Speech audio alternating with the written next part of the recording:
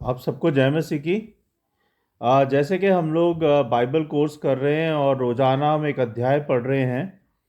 तो अभी तक हमने 24 अध्याय तक पढ़ लिए हैं उत्पत्ति के।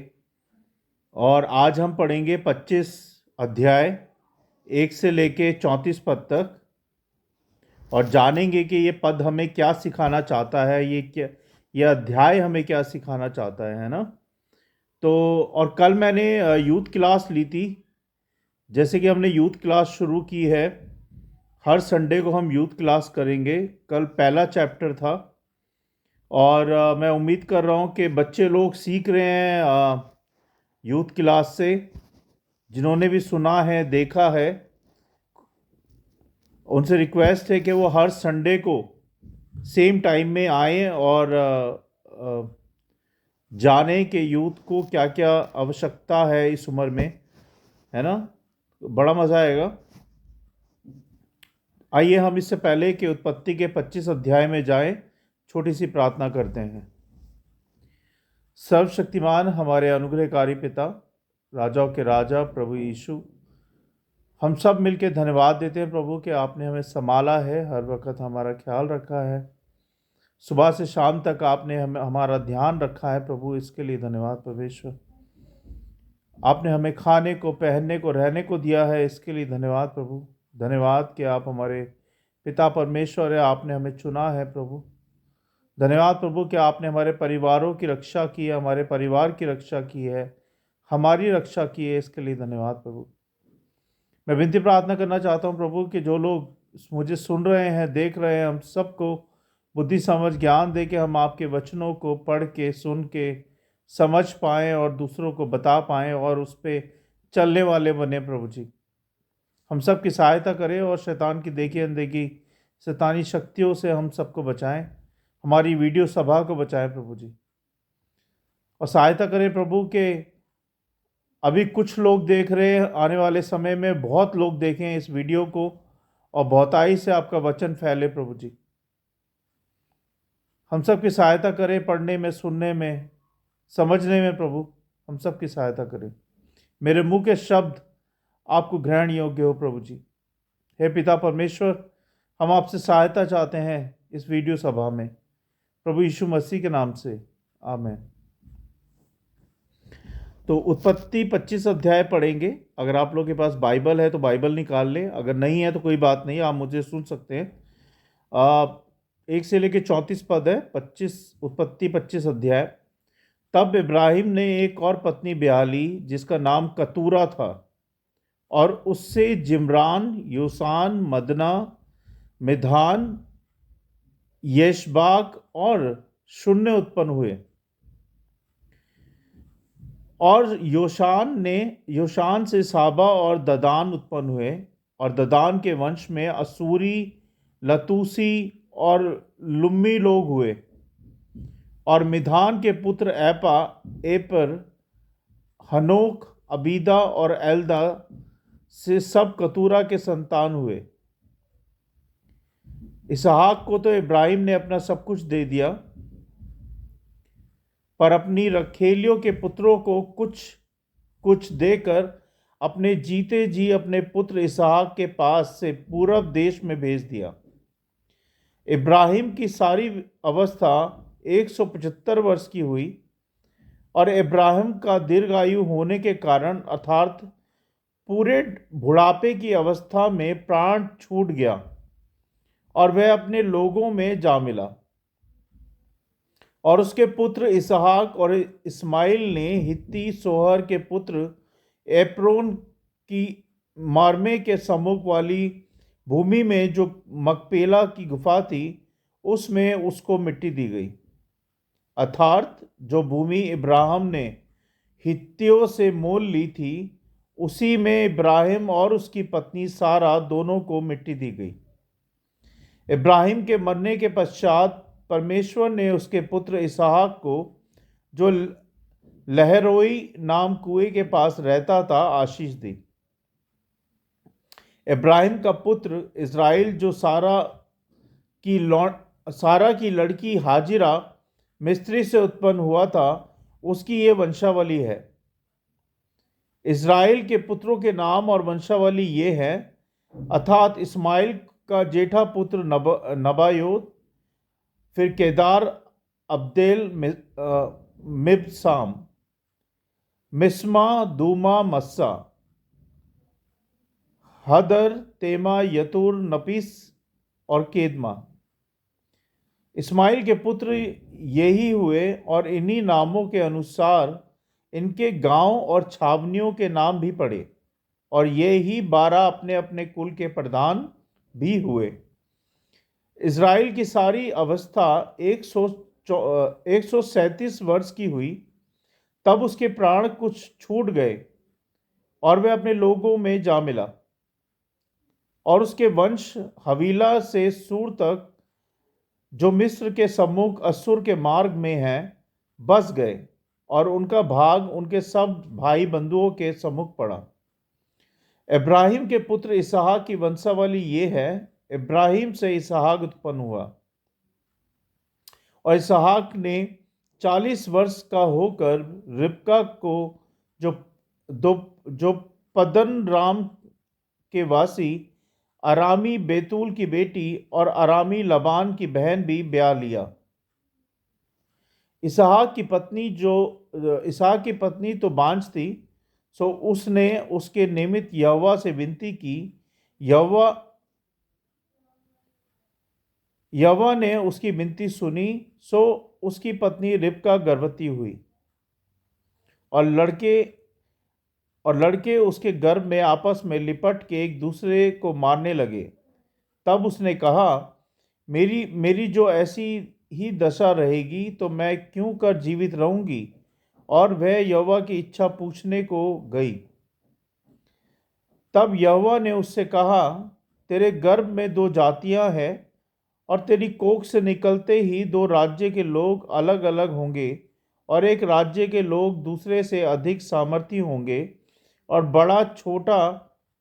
बड़ा बेटा छोटे के अधीन होगा। जब उसके पुत्र उत्पन्न होने का समय आया, तब क्या प्रकट हुआ कि उसके गर्भ में जुड़वें बालक है, और महिला जो उत्पन्न हुआ सॉरी और पहला जो उत्पन्न हुआ सो लाल निकला, और उसका सारा शरीर कंबल के समान रोममय था, सो उसका नाम एसाव रखा गया। पीछे उसका भाई अपने हाथ से एसाव की एड़ी पकड़े हुए उत्पन्न हुआ, और उसका नाम याकूब रखा गया। और जब रिबका ने उनको जन्म दिया, तब इसहाक 60 वर्ष का था। फिर वे लड़के बढ़ने लगे, और एसाव तो बनवासी होकर चतुर शिकार खेलने वाला हो गया, पर याकूब सीधा मनुष्य था और तंबू में रहा करता था। और इसहाक तो एसाव के अहेर का मांस खाया करता था, इसलिए वह उससे प्रीति रखता था, पर रिबका याकूब से प्रीति रखती थी। याकूब भोजन के लिए कुछ दाल पका रहा था, और एसाव मैदान से थका हुआ आया। तब एसाव ने याकूब से कहा, वह जो लाल वस्तु है, उसी लाल वस्तु में से मुझे कुछ खिला, क्योंकि मैं थका हूँ। इसी कारण उसका नाम एदोम भी पड़ा। याकूब ने कहा, अपना पहलौठे का अधिकार आज मेरे हाथ बेच दे।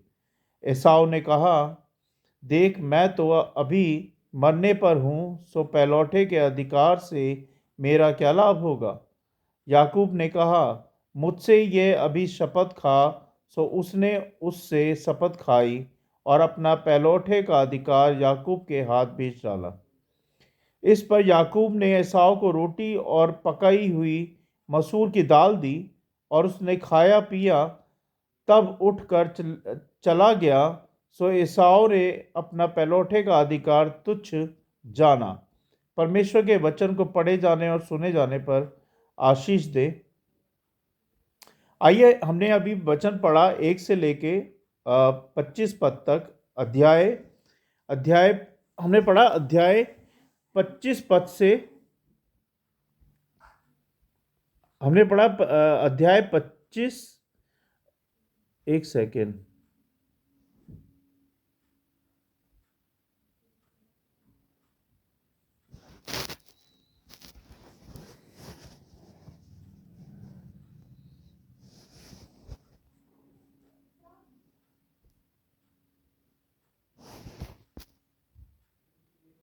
तो अभी हमने उत्पत्ति 25 अध्याय पढ़ा, 1 से लेकर 34 पद तक। आइए हम देखेंगे कि यह अध्याय हमें क्या सिखाना चाहता है। 25 अध्याय इब्राहिम की मृत्यु और इसहाक और इस्राएल की संतानों और याकूब व एसाव के जन्म के महत्वपूर्ण घटनाओं को बताता है। यह अध्याय हमें सिखाता है कि परमेश्वर की योजना मनुष्य की समझ से परे होती है, लेकिन वह सदा सही होती है ना। परमेश्वर की योजना हमेशा मनुष्य की समझ से परे होती है, लेकिन वो हमेशा सही होती है। इसमें महत्वपूर्ण क्या है, आइए देखें। परमेश्वर की प्रतिज्ञाएं अटल है ना। इब्राहिम की मृत्यु के बाद भी परमेश्वर ने इसहाक के द्वारा अपनी प्रतिज्ञाओं को पूरा करना जारी रखा, है ना। क्या किया परमेश्वर ने इब्राहिम के मरने के बाद अपनी प्रतिज्ञाओं को इसहाक के द्वारा पूरा करने के लिए जारी रखा। दूसरा, प्रार्थना का सामर्थ्य। प्रार्थना में बहुत दम होता है ना। ये मतलब मेरा पर्सनल एक्सपीरियंस है, प्रार्थना में बहुत दम होता है। आप जो मांगोगे सच्चे दिल से, सच्ची आत्मा से, परमेश्वर आपको देगा, लेकिन वो अपने समय के अनुसार देगा।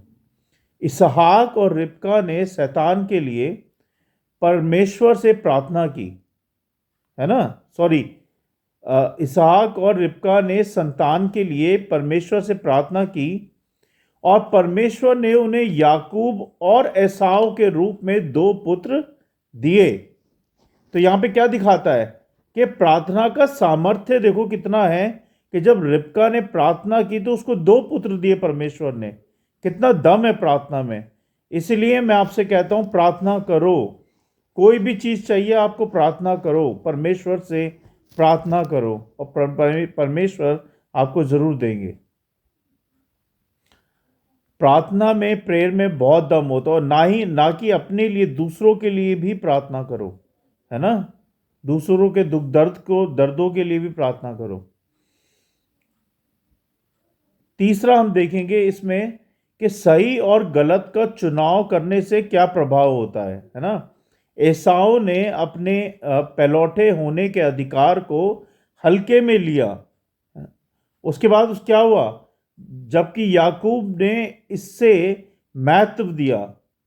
क्या किया, एसाव अपने आप को पहलौठे होने का अधिकार को हल्के में लेता था, लेकिन क्या किया उसने, याकूब ने इसको महत्व दिया, इंपॉर्टेंस दी एसाव को। चौथा हम देखते हैं कि आत्मिक आशीषों का क्या महत्व है। आत्मिक आशीष समझते हैं ना, संसारिक इच्छाओं की पूर्ति के लिए हमें आत्मिक आशीषों का अनादर नहीं करना चाहिए, जैसा कि एसाव ने किया, है ना।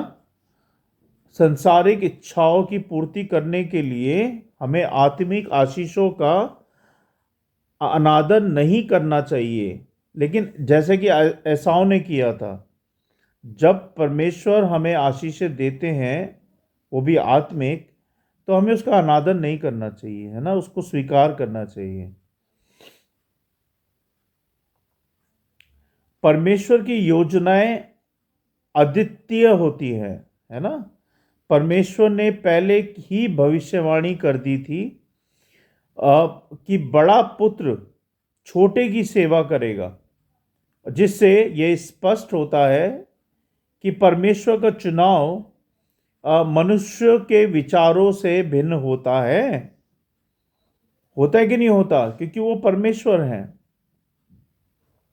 अब ये पूरा अध्याय हमें क्या सिखाता है, क्या संदेश है इस अध्याय का।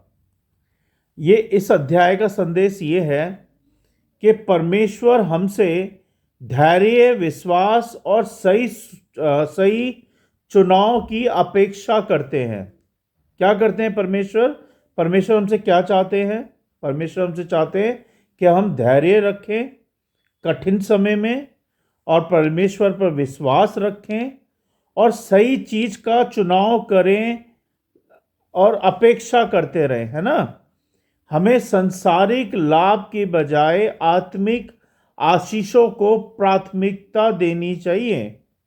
क्या बोलना चाह रहे हैं परमेश्वर आपको? परमेश्वर आपको क्या सिखा रहे हैं यहाँ पे?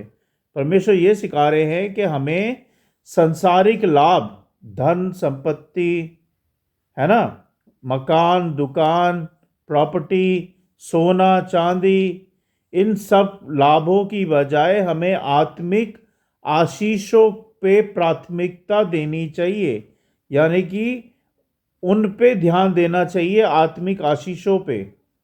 और आत्मिक आशीषें हमें कैसे मिलेंगी? आत्मिक आशीषें हमें परमेश्वर के कामों को करके मिलेंगी, परमेश्वर की आज्ञाकारिता से मिलेगी, परमेश्वर के वचनों पे चलने से मिलेगी। आत्मिक आशीषें तभी मिलेंगी जब आप परमेश्वर का कहना मानोगे, जब उनके कहे अनुसार चलोगे, तब आपको आत्मिक आशीषें मिलेंगी। और अपने जीवन के निर्णयों में परमेश्वर की इच्छा को सबसे ऊपर रखना चाहिए। क्या करना चाहिए? परमेश्वर लास्ट में क्या बोल रहे हैं यहाँ पे? कि अपने जीवन के निर्णयों में परमेश्वर की इच्छा को सबसे ऊपर रखो। चाहे कोई भी निर्णय हो आपके जीवन का, नया पुराना, अच्छा बड़ा छोटा, कोई भी निर्णय हो आपके जीवन का, तो उसमें क्या करना है? उसमें आपको परमेश्वर को सबसे ऊपर स्थान देना है अपने जीवन के अंदर। मतलब प्रथम स्थान देना है परमेश्वर को, तब जाके परमेश्वर की आज्ञाकारिता में आप चलोगे। जब जब तुम परमेश्वर को मानोगे, उनको प्रथम स्थान दोगे अपने जीवन में, परमेश्वर आपको आत्मिक आशीषें जरूर देंगे। एक बार हम रिवाइज कर लेते हैं इसको। हमने देखा परमेश्वर की प्रतिज्ञाएं अटल होती हैं, पहला। दूसरा, प्रार्थना का सामर्थ्य बहुत है। जब जब हम प्रार्थना करते हैं अपने और दूसरों के लिए, तो वो सामर्थ्य मिलती है परमेश्वर से, और परमेश्वर उस प्रार्थना को पूरी करते हैं। अगर परमेश्वर को लगता है कि ये प्रार्थना आपको, आपके लिए बहुत ज़रूरी है, परमेश्वर अपने समय के अनुसार आपको ज़रूर देंगे, अगर उनको लगता है तो। क्योंकि कई बार होता है ना, हम लोग प्रार्थना में अनसंट मांग लेते हैं, ह्यूमन बीइंग है ना। तो जो आपकी ज़रूरतें हैं परमेश्वर जानते हैं, और जब उनको लगता है कि ये बहुत ज़रूरी है तो वो आपको ज़रूर देते हैं।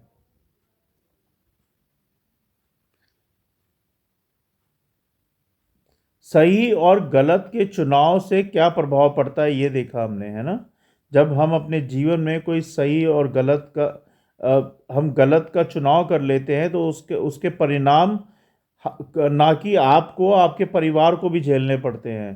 तो हमेशा सही का चुनाव करें, और जब आपको लगे कि सही का चुनाव आपसे नहीं हो रहा है, तो परमेश्वर के सामने रखें, प्रार्थना में उनसे प्रार्थना करें कि प्रभु मुझे सही का चुनाव करवाएं, मुझे समझ नहीं आ रहा है, तो वो आपको जरूर सहायता करेंगे। आत्मिक आशीषों का बहुत महत्व होता है ना। संसारिक इच्छाओं की पूर्ति के लिए हमें आत्मिक आशीषों का अनादर नहीं करना चाहिए, जैसा कि एसाव ने किया था, है ना। हमें नहीं करना चाहिए।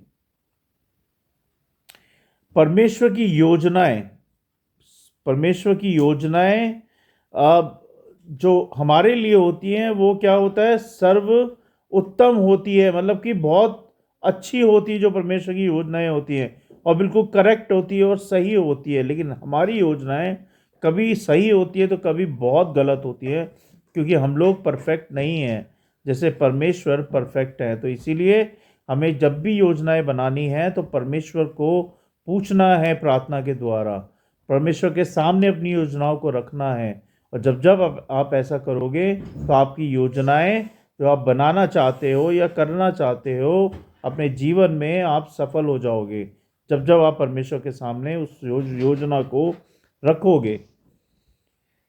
हमने मुख्य संदेश क्या देखा? हमारा मुख्य संदेश क्या था इसमें? मुख्य संदेश ये है कि परमेश्वर हमसे क्या चाहते हैं। परमेश्वर हमसे ये चाहते हैं कि हमें हर कठिनाई में, हर परेशानी में, मुसीबत में धैर्य रखना चाहिए, और परमेश्वर पर भरोसा रखना चाहिए, विश्वास रखना चाहिए और सही चुनाव की अपेक्षा करते रहना चाहिए, है ना। हमें सांसारिक लाभ की बजाय आत्मिक आशीषों को प्राथमिकता देनी चाहिए। प्राथमिकता का मतलब होता है पहला स्थान देना चाहिए, और अपने जीवन के निर्णयों में परमेश्वर की इच्छा को सबसे ऊपर रखना चाहिए। इस अध्याय का ये संदेश है ना। उम्मीद करता हूँ कि आप लोगों ने इन वचनों से आज सीखा होगा।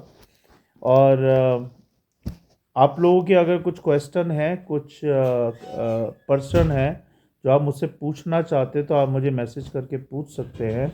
और मेरी आप सबसे दरख्वास्त है, रिक्वेस्ट है कि आप प्लीज़ इस वीडियो को ज़्यादा से ज़्यादा लोगों तक शेयर करें, जिससे कि और लोग भी इन वचनों को सुन पाएँ, सीख पाएँ और दूसरों को बता पाएँ, है ना। और मैं उम्मीद करता हूँ कि आप लोगों को ये वीडियो रोज़ाना पसंद आ रहे हैं जो मैं बना रहा हूँ बाइबल के। अगर आपको लगता है कि इसमें कोई कमी है, घटी है, तो मुझे माफ़ कीजिएगा और मुझे बता सकते हैं, मैं उस चीज़ को करेक्ट करूँगा। मैं भी क्योंकि आपके साथ साथ सीख रहा हूँ। अगर मैं आपको सिखा रहा हूँ तो मैं भी सीख रहा हूँ, है ना। आइए हम इस वीडियो का एंड करेंगे और प्रार्थना करेंगे कि हम जल्द से जल्द इन वचनों को कंप्लीट कर पाएँ, हर रोज़ जैसे हम कंप्लीट कर रहे हैं। आइए हम सब मिलकर प्रार्थना करेंगे। सर्वशक्तिमान हमारे पिता परमेश्वर, हम प्रार्थना करते हैं प्रभु कि हमारी योजनाओं को आपके आपके भरोसे अनुसार हम प्रार्थना में मांगें प्रभु। ऐसा होने दे परमेश्वर। हमें आप पे भरोसा करना सिखाएं प्रभु जी। हमें आप पे हमें धैर्य रखना सिखाएं प्रभु जी।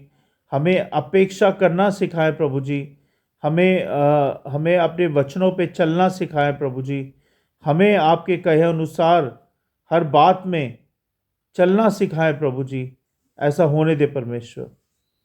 हमारी सहायता करें प्रभु, और इस वचन की रखवाली करें मेरे प्रभु जी, कि ये वचन 100 गुना नहीं, हजारों गुना नहीं, लाखों गुना नहीं, करोड़ों गुना फैले हर एक के हृदय में, और ये वचन दूसरों तक पहुंच पाए प्रभु जी। होने दे प्रभु कि ये वीडियो बहुताई से बहुत लोगों तक पहुंच पाए प्रभु जी। हम सब की सहायता मदद करें कि हम ऐसे ही रोज़ आपके वचनों को सीख पाएँ, समझ पाएँ और दूसरों को बता पाएँ और उस पर चलने वाले बने। हम सब की सहायता करें परमेश्वर पिता। मुझसे कुछ गलती हो गई हो तो मुझे माफ़ कीजिएगा प्रभु जी। हम इस वीडियो सभा को, हम सबको, सारी बातों को आपके हाथों में सौंपते हैं। आप देखें, संभालें प्रभु यीशु मसीह के नाम से, आमीन। तो आप सबको गुड नाइट, जय मसीह की, प्रेज द लॉर्ड। हम कल फिर मिलेंगे 26 अध्याय के साथ उत्पत्ति के। तब तक के लिए गुड नाइट। Thank you.